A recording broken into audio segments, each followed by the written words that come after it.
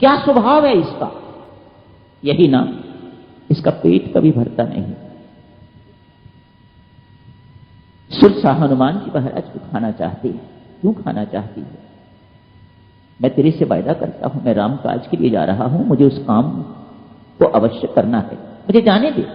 मैं वायदा करता हूं तेरे साथ, लौट के आऊंगा, प्रॉमिस करता हूं, मैं प्रण का पक्का हूं, मैं प्रॉमिस करता हूं, मैं आऊंगा और तब मुझे तू खा लेना, तब मुझे अपना काम जो है कराने। नहीं सुरसा मानती। ये यश कीर्ति इस प्रकार से पीछे पड़ती है, ये आपको आगे नहीं निकलने देती, वहां गाड़ के रख देती है। ये यश मान की चाह, ये कीर्ति, ये प्रशंसा वहीं आपको रख देती, जकड़ के रख देती है आपको। सुरसा मुंह खोलती है, ठीक है आप मुंह खोलो।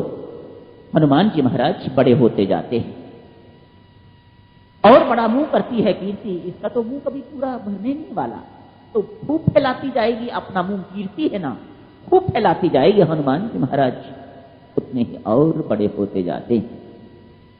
पर हनुमान जी महाराज को तो अपना काम निकालना है, इसलिए जब देख लिया बहुत बड़ा मुंह इसने खोल दिया है, तो हनुमान जी महाराज ने तुरंत अंगूठे मात्र का अपना साइज बना के उनके मुंह में घुस के तत्काल और भीतर से बाहर आ जाते। सुरसा बहुत प्रसन्न होती है, अरे वाह वाह वाह वाह, बहुत बढ़िया, जा तू सफल होके आएगा। हनुमान जी महाराज अपने इस कृत्य से हमें ये शिक्षा देते हैं, हर साधक को ये बोध होना चाहिए मुझे कहां छोटा बनना है और कहां बड़ा बनना है। हर वक्त हर जगह पर नम्रता काम नहीं आती, कहीं पर आपको आंख भी दिखानी पड़ती है। सदा नम्र बने रहोगे तो लोग खा जाएंगे आपको।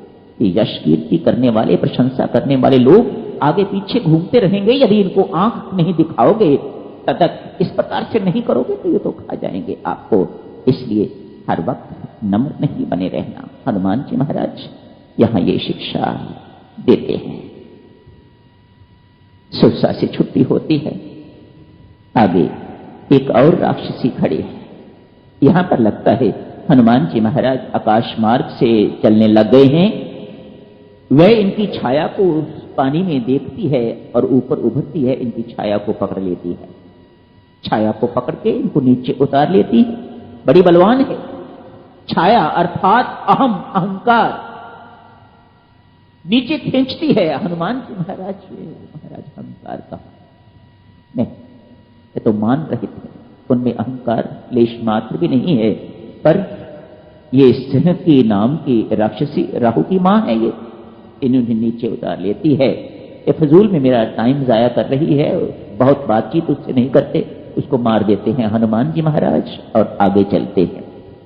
आगे बढ़ते हैं तो अंतिम बाधा आती है लंका जी के द्वार पर। लंका पहुंच गए, द्वार पर लंका की अधिष्ठात्री देवी लंकनी है, तो वह भी राक्षसी पर वह खड़ी है, वह भीतर नहीं जाने देती। समय हो गया है भक्तजनों, यही समाप्त करने की इजाजत दें। इसी चर्चा को कल जारी रखेंगे।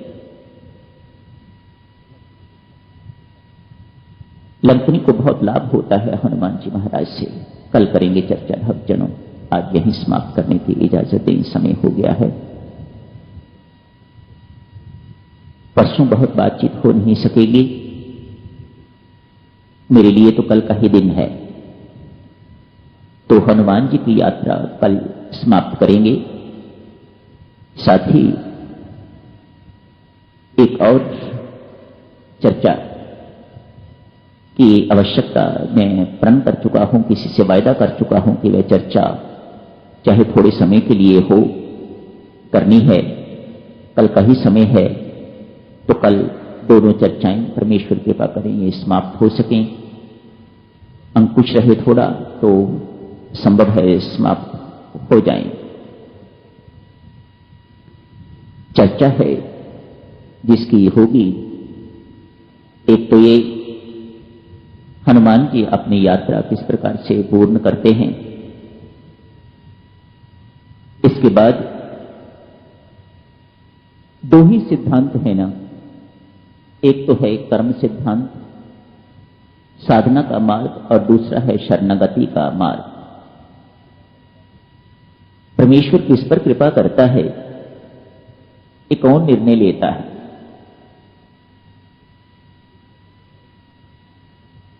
किसके प्रति वह इतना पक्षपाती हो जाता है?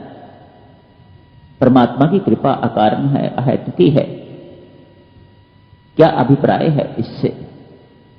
क्या अर्थ निकलता है इसका? मनमौजी है क्या? जिस पर मर्जी कृपा कर दी, जितनी मर्जी कर दी, जिसको मर्जी दुत्कार दिया, जिसको मर्जी पक्ष के अंदर कर दिया, जिसको मर्जी बाहर कर दिया, इत्यादि इत्यादि। कल करेंगे भक्तजनों चर्चा। स्वभाव तो परमात्मा का बिल्कुल ऐसा ही है, समझना बहुत कठिन, कहना भी बहुत कठिन, पर करेंगे कोशिश। कल थोड़ा जितना भी समझ में आ सके सब मिलके समझने की कोशिश करेंगे। धन्यवाद। पैसे का गरीब